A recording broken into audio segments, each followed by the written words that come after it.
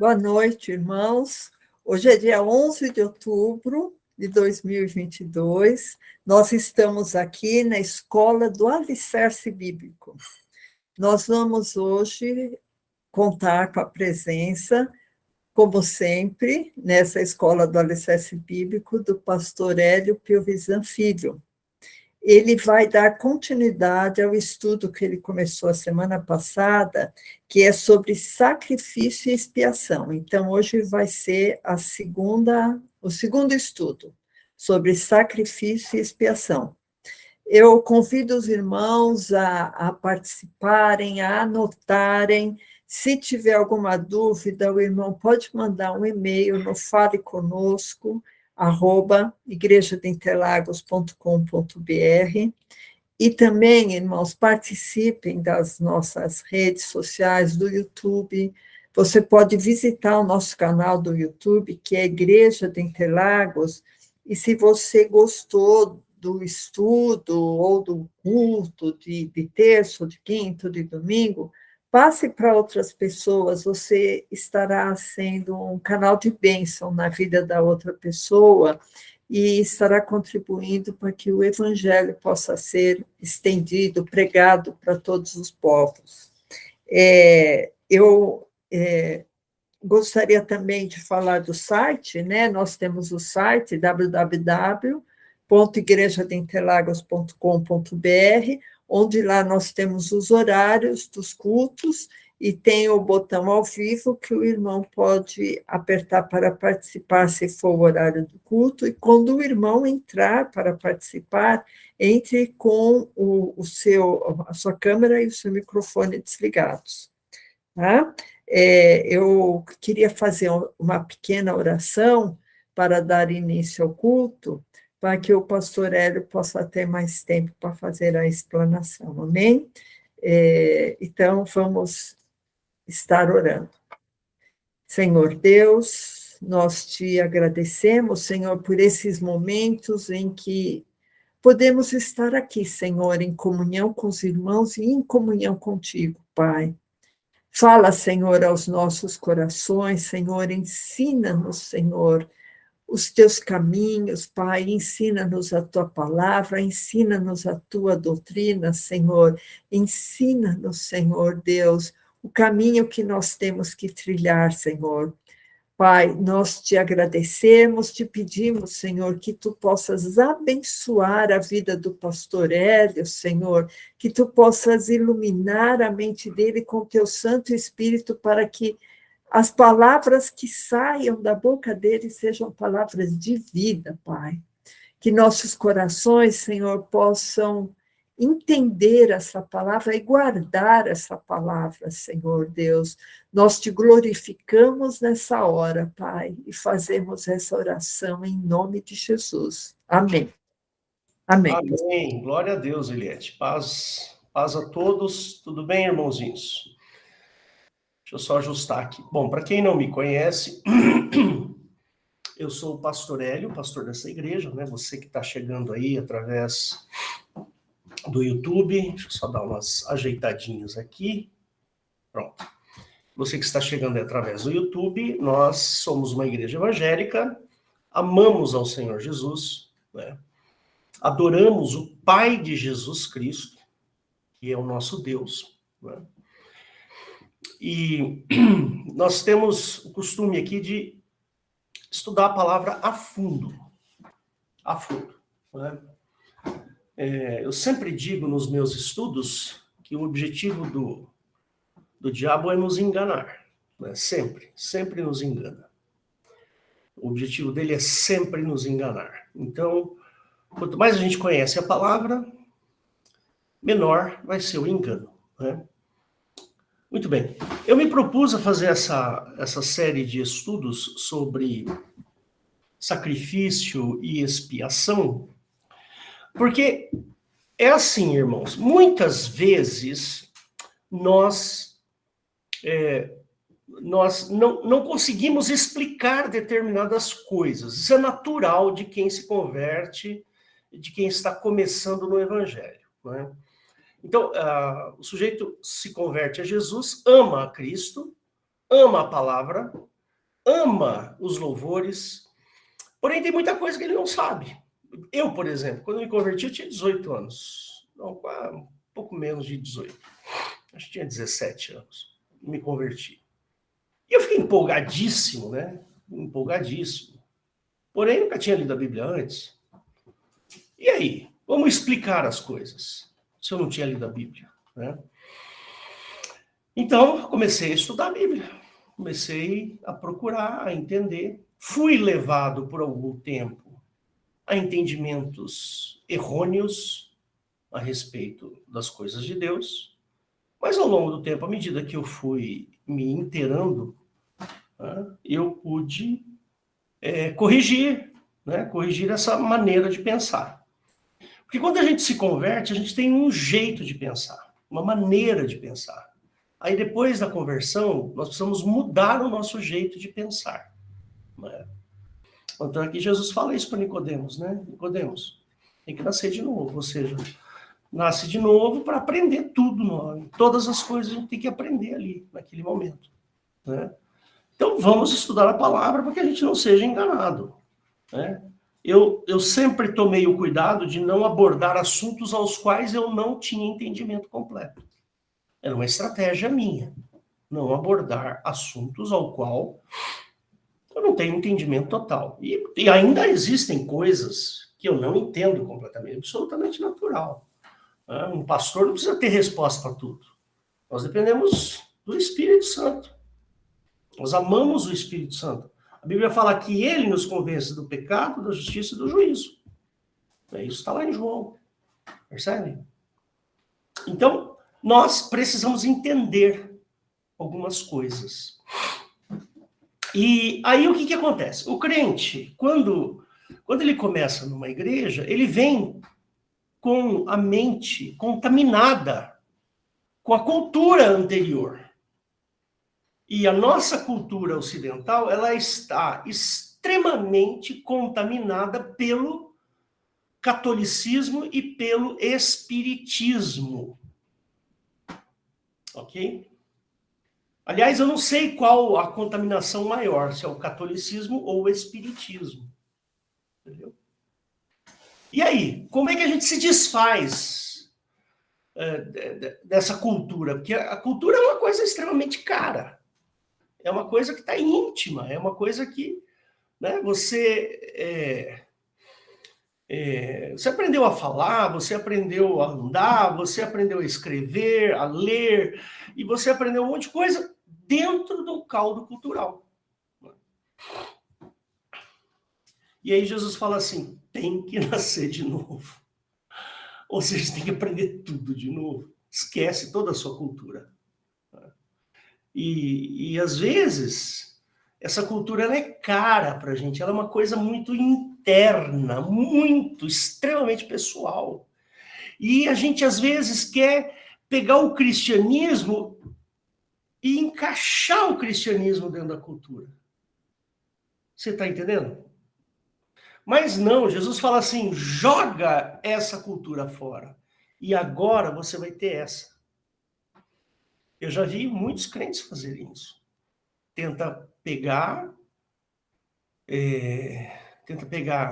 a cultura bíblica, a cultura cristã, aquilo que é genuinamente cristão, e tenta encaixar em pensamentos ocidentais, culturais e até espíritas. Né? A gente tem que tomar um cuidado lascado. Né? E isso é muito importante. Quer ver? Vou dar só um preâmbulo aqui para você entender. É cultura nossa nos colocarmos como servos de Deus. Você concorda comigo? Não é assim? É da nossa cultura fazer isso. Eu sou um servo de Jesus. Eu sou um servo de Deus. Percebe? Eu estou errado? Alguém aí que estão participando aqui pode me responder? Vocês concordam com isso? Sim ou não? Fala aí, Weber, Sérgio, Eliette, por favor. Eu concordo, sim. Hã? Sim, eu concordo, pastor. Você concorda, né? É, Não é? não é? Sim, pastor Hélio. Pois é. Mas não é assim que Jesus quer.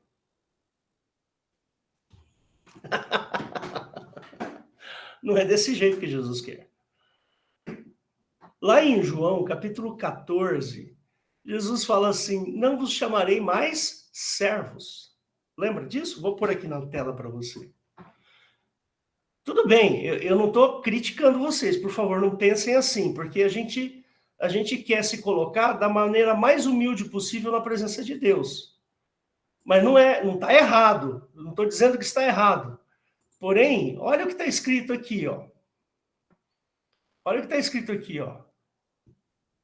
Já vos não chamarei servos. Tá vendo? Porque o servo não sabe o que faz o seu senhor. Mas tenho-vos chamado amigos, porque tudo quanto ouvi de meu Pai vos tenho feito conhecer. E no 14, vós sereis meus amigos, se fizerdes o que eu vos mando. Então, essa palavra aqui, que eu vos mando, dá uma sensação de que nós somos servos. Né? Tá vendo aqui essa palavra? Que eu vos mando. Jesus está mandando. Ah, se Jesus manda, então eu sou servo. Mas não é isso que Jesus... Jesus manda, sim, aquele que tem os meus mandamentos e os guardas, esse é o que me ama, e assim vai, você já conhece o versículo. Mas Jesus, ele quer um relacionamento de amizade. Vou interromper aqui só para a gente voltar. É difícil isso, é muito difícil. Ele quer um relacionamento de amizade, por quê? Porque você é irmão de Cristo. Deu para entender? Você é irmão, você é herdeiro. Você foi adotado por causa da fé. Percebe? Então, nós obedecemos a Cristo, sim, mas ele não nos trata como servo. Ele nos trata como amigos. Então, nós somos mais amigos de Cristo do que servos. Percebe? Embora a gente obedeça, a gente quer obedecer a Cristo. Esse é o nosso desejo. Mas no coração de Jesus nós somos servos. Perdão, nós somos amigos. Já vos não chamarei servos, mas amigos. Por quê? Porque a relação servo e senhor, existe algo escondido aí, né? O senhor não precisa ficar falando para o seu servo o que vai fazer da vida. Percebe? Se você tem um empregado, você não fica lá falando para ele, hoje eu vou no banco buscar o dinheiro para fazer compra no supermercado, percebe? Não. Se ele é servo, ele não precisa ficar sabendo de muita coisa. Né?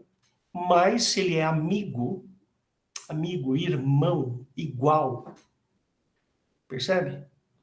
Então, você pode, sim, saber tudo o que o seu pai faz, o que Deus faz. Você sabe de tudo. É esse o relacionamento que Jesus quer que nós tenhamos com ele. Ele quer um relacionamento onde haja uma reciprocidade nessas questões de um saber o que o outro faz. Então, veja só, como eu estou falando aqui de uma maneira um pouco mais pesada, porque na realidade é assim. Lá no Velho Testamento, a cultura do Velho Testamento é senhor e servo. Jeová é senhor e o povo judeu é servo deste senhor. Percebe? Jesus vira o jogo e fala assim, eu não quero que vocês sejam servos, eu quero que vocês sejam amigos, porque tudo que eu tenho visto do meu Pai, eu tenho feito vocês saberem. Diferente de Jeová.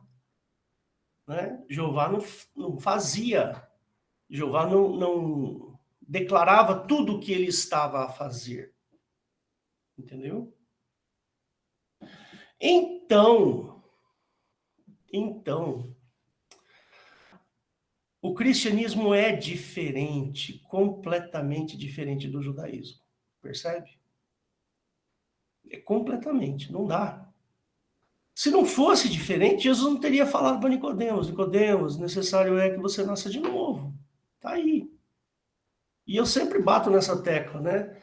Quando a gente se converte, nós precisamos mudar nossa cultura, nosso jeito de pensar. Sabe por quê?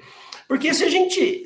Sabe aquele versículo lá, eu acho que é João, uma das cartas de João, que ele fala assim, aquele que é amigo do mundo é inimigo de Deus. Onde está isso aí, irmãos? Eu quero achar esse versículo, só para eu ilustrar isso que eu vou falar. Vou achar aqui. Aquele que é amigo do mundo se torna inimigo de Deus, né? Só um minutinho. Vou procurar aqui na minha super Bíblia. Pastor, Oi? é Tiago 4:4. É Tiago? Tiago 4:4. Ô, irmão, beleza. Então eu já vou direto lá em Tiago 4:4.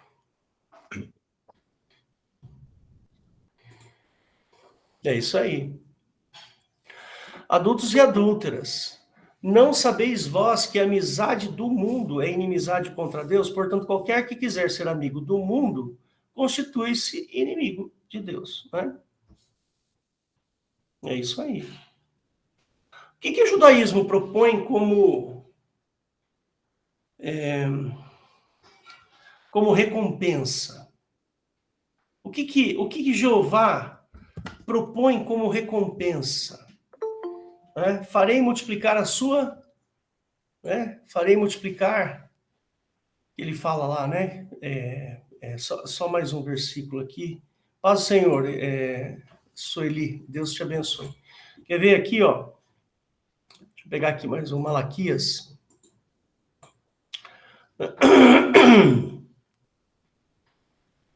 De Malaquias. Espera aí. Aqui, ó. Porque eu, o Senhor, aqui Jeová, né, não mudo. Por isso, vós, os filhos, só mais um minuto que eu tenho aqui.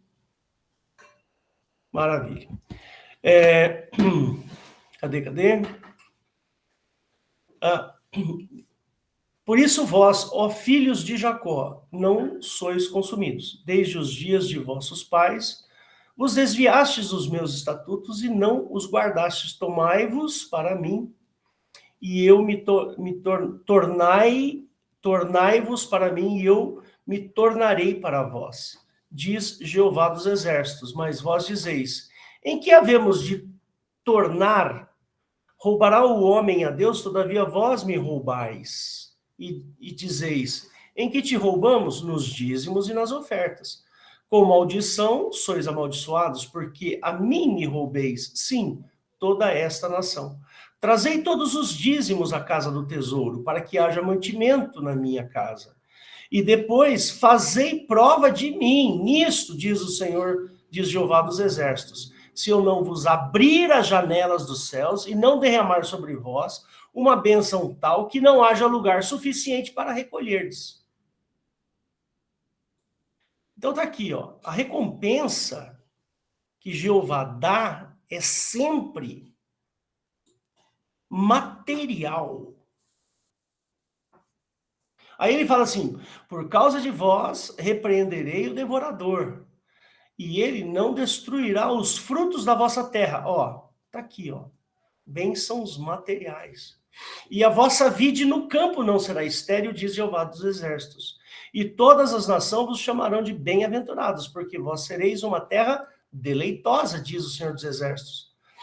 Vós tendes dito, inútil é servir a Deus, que nos aproveita termos cuidado em guardar os seus preceitos e em andar de luto diante do Senhor Jeová dos Exércitos. Ora, pois, nós reputamos por bem-aventurados os soberbos. Também os que cometem impiedade são edificados. Sim, eles tentam a Deus e escapam. Então, olha só, vamos dizer assim, a recompensa que Jeová dá é material. Material, ó. Fruto da vossa terra, a vossa vide no campo. Na realidade, irmãozinhos, Jeová promete, ó, money, grana. Por isso que Jesus fala assim, olha, Jesus não, o caso lá que a gente leu foi Tiago, né? 4. Aquele que é amigo do mundo se torna inimigo de Deus. Quer dizer, a importância que a gente dá para as coisas do mundo, elas têm que ser insignificantes. Por quê? Porque nós damos valor às coisas de Deus. Nós não queremos ser amigos do mundo. Jeová faz com que o povo judeu seja amigo do mundo. Eles fazem as coisas por medo de que o devorador venha dilacerar os seus bolsos. Então você tem que ser amigo do mundo. Jeová fala assim, olha, se você não me obedecer, eu não vou te dar terra, não vou te dar vinha. É isso que acontece. Essa é uma maneira também da gente enxergar as coisas, né? Então, veja só, o relacionamento que Deus, o nosso Pai, tem conosco é um relacionamento de pai e filho. O relacionamento que eu tenho que ter com Jesus é um relacionamento de irmão, de igual. O relacionamento que eu tenho que ter com o Espírito Santo é um relacionamento de coração aberto, onde ele possa vir e entrar em mim. Percebe? O relacionamento com o Espírito Santo não é um relacionamento de possessão, como o diabo faz. Ele possui a pessoa. Percebe? O Espírito Santo, ele respeita a individualidade, embora ele venha morar dentro de nós. O Espírito Santo vem, Jesus falou assim, eu e meu Pai viremos nele e faremos nele morada. Percebe? Mas ele respeita a individualidade. É isso que Jesus... O diabo não respeita. Ele possui a pessoa e a pessoa faz o que ele quer. Sem a pessoa ter controle sobre si mesmo. Percebe? Essa é a pequena, vamos dizer assim, a pequenininha diferença entre ser judeu e ser cristão. Tá? Percebe como que é o relacionamento? Por isso que eu falei no comecinho, a gente precisa mudar um pouco o nosso jeito de pensar. Um pouco não, bastante. Nós não podemos achar que nem aquela velha história que eu sempre coloco aqui, achar que o nosso corpo e a nossa alma e o nosso espírito são 3 coisas separadas. Não. Não, de jeito nenhum. Esta ideia é uma ideia espírita, hinduísta. Né? Jesus nunca falou desta forma. Percebe? Então nós temos que pensar diferente. É difícil vencer essa barreira aqui. Complicado. Você cresceu achando que corpo, alma e espírito eram coisas separadas. A sua vida inteira. Tudo que você viu, televisão, filmes, novelas, livros que você leu. Percebe? Mas não é isso que está na Bíblia. É simples assim.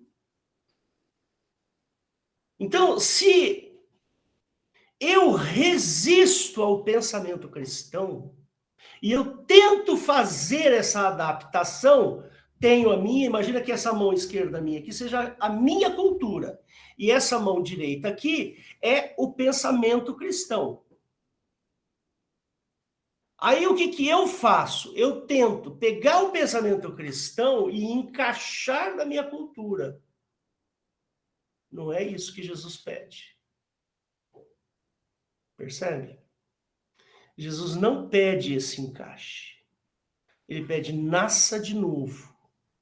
E ao você nascer de novo, você substitui esta antiga por esta nova. E é aí que é difícil, queridos. Isto é difícil, mas não é impossível. Entendeu? Não é o maior pecado, não é só aquele que está ligado à carne, sabe? A mentir, a prostituição. Não é só isso. A maior dificuldade que nós temos que vencer é fazer a troca de cultura. Quando a gente faz essa troca de cultura, Aí você vê tudo aquilo que está dentro de você como sendo algo mundano, não tem espaço. E aí você faz inimizade com o mundo. Deu para entender? Então esse é o sacrifício, irmãos. Esse é o sacrifício. Não tenta encaixar o cristianismo na sua cultura. Não faça isso. Tem que ser mudada. A cultura aqui, ó. Tudo que você pensa tem que ser pensado de acordo com o que está na Bíblia. Não pode mudar uma vírgula. É isso mesmo que eu estou falando. Os caras que tentaram fazer isso, lá em Gálatas, Paulo repreendeu fortemente. Né? Vocês estão com outro evangelho, seja anátema. Paulo estava falando isso. O que vocês estão querendo fazer? Estão querendo pegar... sim, entendi. Então, para eu ser cristão, eu tenho que ter circuncisão, porque o judeu é circunciso. Peraí, Jesus falou isso? Paulo foi lá, deu uma reprimenda em Pedro por causa disso. Percebe? Estava na cultura deles. E o que eles queriam fazer? Cultura judaica, cultura judaica, vou ficar mais longe. Cultura judaica, tá vendo? E cultura cristã. Aí, lá em Gálatas, o que eles fizeram? Queriam encaixar. Olha como encaixou direitinho. Aí Paulo falou assim, malditos. O que você vai fazer? Converteu, joga isso fora. E substitui.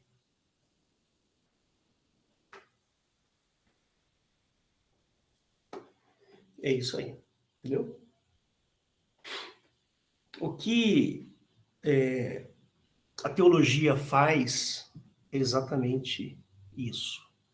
A teologia não nasceu de novo. A teologia, ela pegou conceitos, ela se pauta na ciência e pega conceitos científicos e encaixa o cristianismo nos conceitos científicos. É isso que a teologia faz. Ela usa de estratégias científicas para pegar o cristianismo e colocar lá. Então o cristianismo tem que ser desse jeito.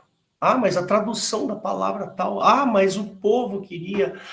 Mas aquele momento, naquela situação, aconteceu tal coisa. É isso. É duro, né? Eu acho que essa é uma das partes mais complicadas do cristianismo. É a gente ter essa visão. Por que Jesus falou assim? Deixai-os vir a minhas criancinhas, porque delas é o reino de Deus. Por que Jesus falou isso?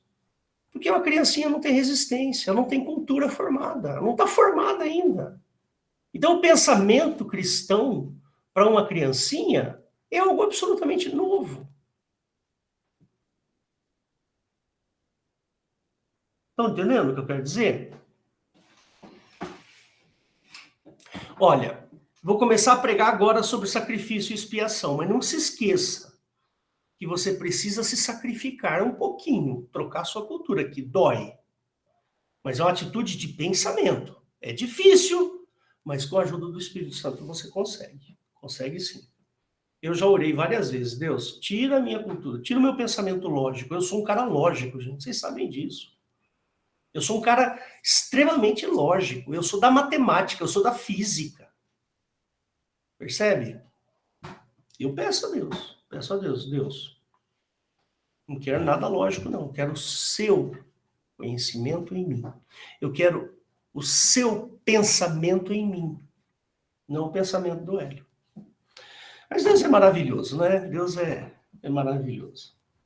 Então, veja só, lá no Velho Testamento tinha uma lei. E se você quiser, você frequente a escola da doutrina bíblica para você entender um pouco mais sobre o Velho Testamento.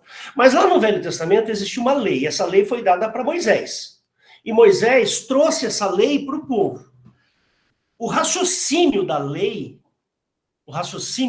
é o seguinte: é fazer com que as pessoas tenham um relacionamento com Deus. Percebe? Se você obedecer às leis que estão lá, lei mosaica, obedeceu, ótimo, você vai ter um relacionamento bom com Deus. E se você não obedecer, você vai ser considerado um pecador. E a Bíblia fala que toda alma que peca deve morrer. Essa morrerá. Onde a gente pode discutir um pouco mais sobre isso, porque eu tenho alguns pensamentos a respeito desse versículo. Toda alma que pecar, essa morrerá. A morte nasceu em Adão. Eu já falei isso semana passada. A morte nasceu lá em Adão, lembra?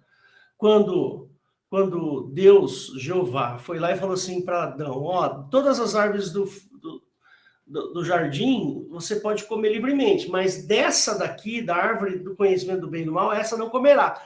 Porque no dia em que dela comeres, certamente morrerás. Neste versículo, a morte foi criada. Ela foi criada por causa de uma possível desobediência que Adão teria. Se Adão não tivesse comido, ele estaria vivo até hoje. Adão não teria morrido. Percebe? A morte foi criada para quem desobedece. E é isso que acontece. Né? Toda alma que peca morre. Né? Então, lá no Velho Testamento, embora as pessoas pecavam por consequência, morriam, assim como hoje todos nós pecamos por consequência, morremos. Quando Jesus vem, ele nos tira desse conceito, o conceito da morte. Percebe? Ele fala assim, aquele que crer em mim, ainda que esteja morto, viverá. Né? E assim vai, tem um monte de versículo que fala isso. Jesus cria a cultura da vida. O Velho Testamento cria a cultura da morte. Lá no Velho Testamento, a morte é a causa de se buscar a Deus. Buscava-se a Deus, ia-se atrás de Deus para obedecer às suas leis, para que não se morresse. Agora aqui não, no cristianismo não é a morte a causa, é a vida a causa de buscarmos a Jesus. Nós sabemos que temos vida porque cremos em Cristo. E se eu morrer, eu serei ressuscitado, porque como eu estou baseado em Cristo, quando eu chegar lá no inferno, na morte, a morte vai falar assim, cadê o seu bilhete de entrada? Você não tem? Não, então volta para a vida. Aí eu vou ser ressuscitado. Entendeu? Se percebe como a obra de Cristo ela tem uma diferença antagônica. Eu não consigo fazer assim, ó, antagônico. Ó, judaísmo, cristianismo. Absolutamente antagônicos. Então, lá no Velho Testamento, para que você se resolvesse com relação ao pecado, existia uma coisa chamada sacrifício.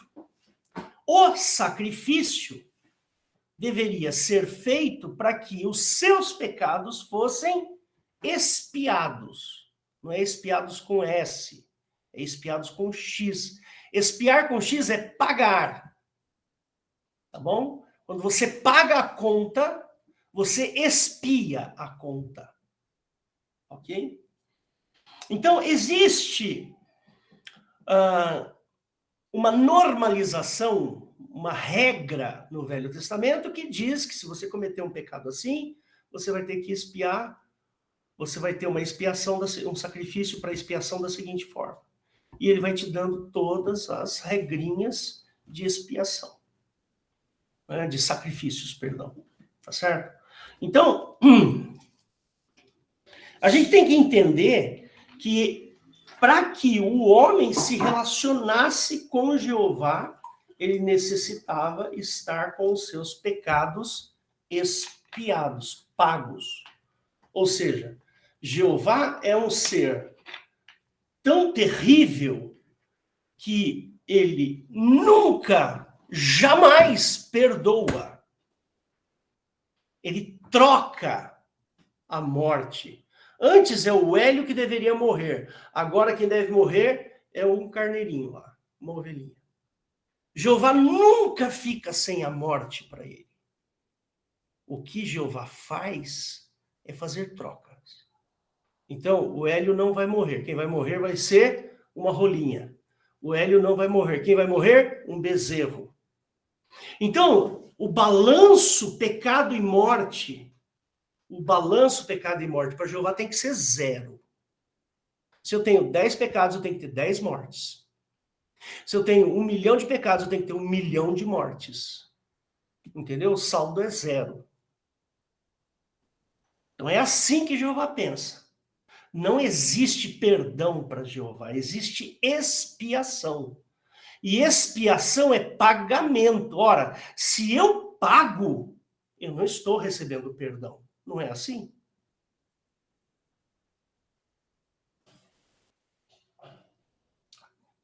Vamos supor que eu estivesse devendo 5 mil reais para o Serginho. Das duas umas. O Serginho ia falar assim para mim, Elião, não precisa pagar não, tá? Eu te perdoo. Tudo bem. Eu vou ficar bem com o Sérgio. Ou então eu chego para o Serginho e falo, Serginho, ó, 5 mil reais que você me emprestou tá aqui, tô te devolvendo. De novo, vou ficar bem com o Serginho, porque eu paguei minha dívida com ele. Entendeu? Qual é a diferença? A diferença é que eu, antes, fui perdoado e depois eu fui expiado. No pagamento, quando eu devolvo o dinheiro para o Serginho, eu estou expiando a minha culpa ou a minha dívida com o Serginho. Na primeira situação, o Serginho falou assim, ele não precisa pagar, eu te perdoo. Eu não expiei, percebe? Não precisei expiar o meu pecado, não precisei pagar a minha conta. Para Jeová isso não existe. Para Jeová, se eu tenho 2 pecados, eu preciso ter 2 mortes. Se eu tenho 10 pecados, eu preciso ter 10 mortes. E assim vai. Ele só faz uma troca. Então Jeová nunca perdoa. Nunca. Então, todo sacrifício lá no Velho Testamento tinha por objetivo a expiação, o pagamento da conta, não é o perdão. Que é o que Jesus faz para nós. Quando Jesus chega para aquele paralítico e fala assim, os teus pecados estão perdoados? Teve sacrifício naquele momento? Não. Naquele momento, os teus pecados estão perdoados, significa que tudo que você fez, morreu. É a primeira situação com o Serginho. Elião, você não precisa pagar a conta, eu te perdoo. Deu para entender a diferença? Mas não. Não. Os judeus, quem é esse sujeito para perdoar pecado? O que ele está pensando que ele é? Aí Jesus vira e fala assim, olha, eu sei o que vocês estão pensando de mim. Mas, ó, para que vocês saibam que eu tenho poder para perdoar os pecados desse sujeito, fulano, levanta e anda, vai embora. O cara levantou e foi embora. Olha a preocupação de Jesus. A preocupação de Jesus não era a doença do cara, de jeito nenhum. Cuidar da doença de uma pessoa é a coisa mais fácil que tem para Jesus. Não tem coisa mais banal, não tem coisa mais pequena para Jesus do que curar um sujeito. Agora, perdoar, não. Perdoar teve um custo altíssimo para Cristo. Ele teve que subir na cruz. Ele teve que ir para a cruz, ele teve que sofrer dores horrorosas, ele teve que se sentir humilhado, ele foi cuspido, ele foi, meu Deus do céu. Pensa nisso. Mas consertar a perna do cara, poxa vida, aquilo foi muito simples. Ele não fez conta, ele não precisou fazer conta, levanta e anda, vai embora. Sai daqui. Talvez, não, o Senhor Jesus é muito misericordioso. Eu acho que ele teria feito de qualquer jeito. Mas ele não precisava. Porque o mais difícil ele já tinha feito, que era perdoar os pecados do cara.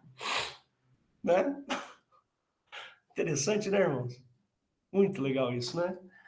Muito bem, irmãos. Sacrifício. Tinha 3 tipos de sacrifício lá no Velho Testamento. Eu vou passar bem rapidamente aqui para vocês, tá? O cidadão... Não, peraí, só um minuto. Eu vou ler a partir daqui, ó. Jeová separa Israel. Ele faz uma separação. A gente chama esse tipo de separação de santificação.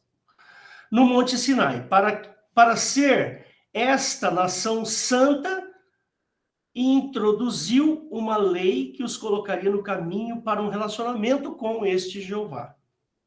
Entre essas leis estavam as leis do sacrifício. Está lá em Levítico de 1 a 7. Que ensinavam a nação a maneira correta de se aproximar de Deus. Esses sacrifícios pretendiam levar o povo a uma adoração e uma rendição. Ou seja, aquela sensação de senhor e servo. Esse é o lance. Então, esses sacrifícios determinavam assim, olha, estava sempre escancarado na frente do sujeito, olha, esta ovelhinha está morrendo por causa da sua desgraça. Quem deveria estar morrendo é você.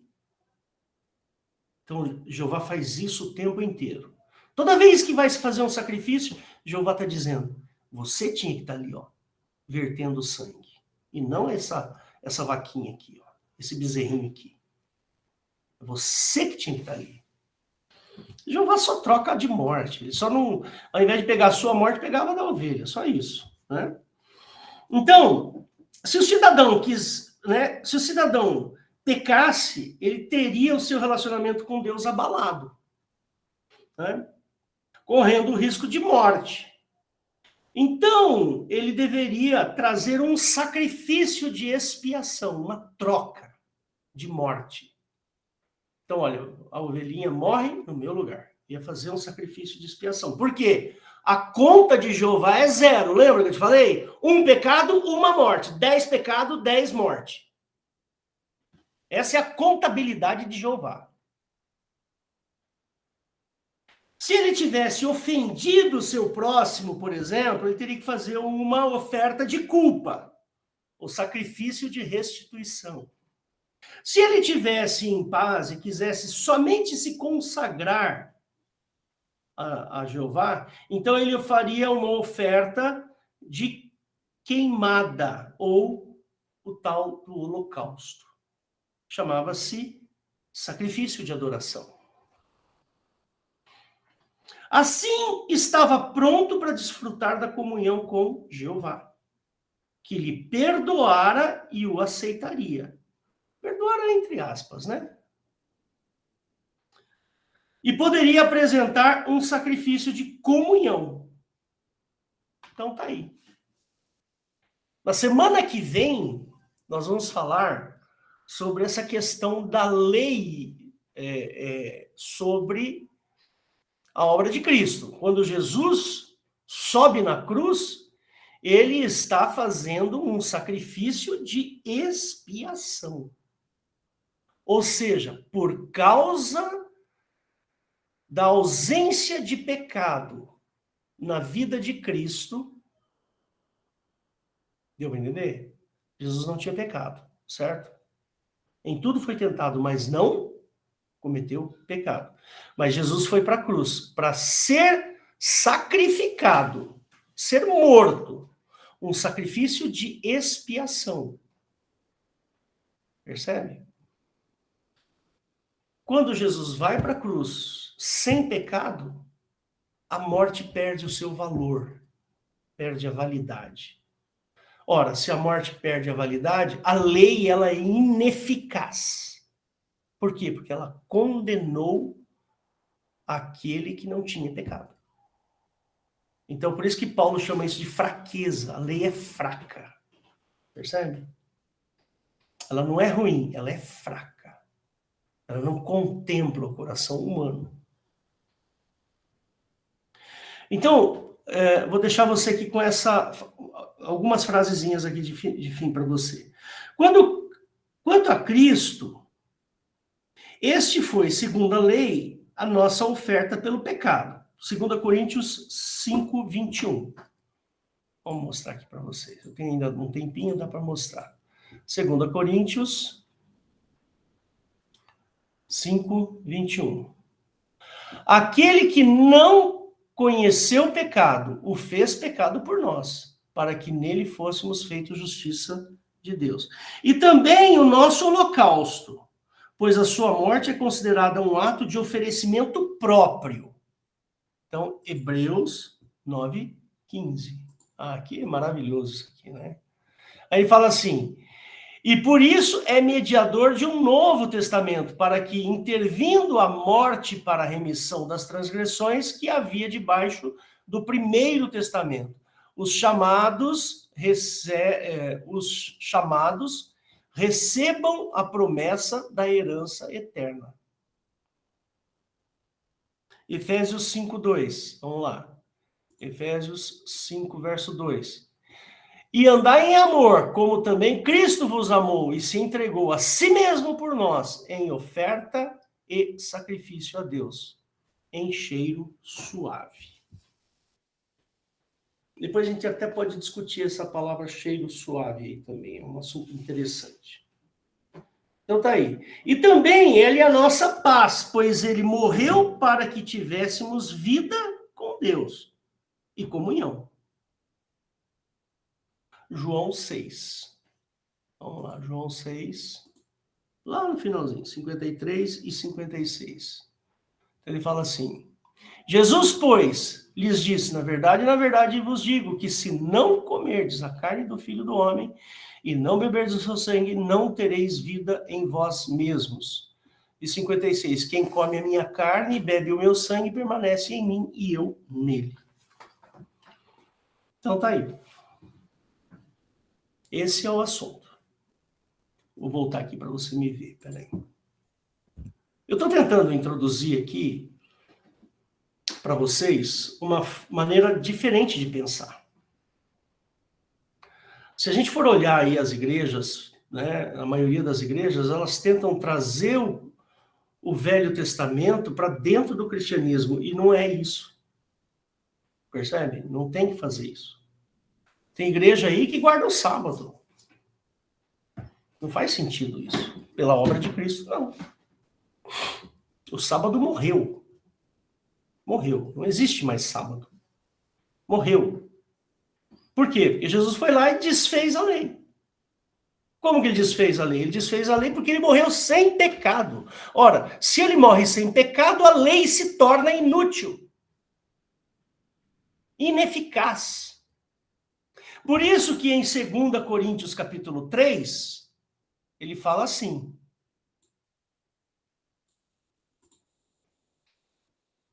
em 2 Coríntios capítulo 3, lá no finalzinho,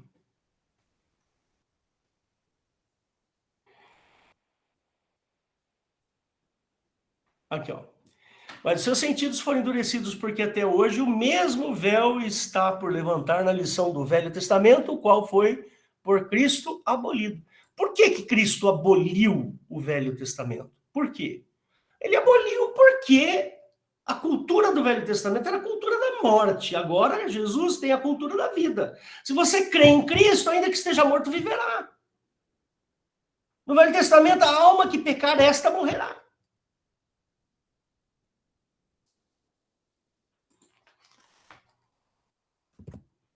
Vocês estão entendendo? Irmão, Jesus não brinca em serviço, não.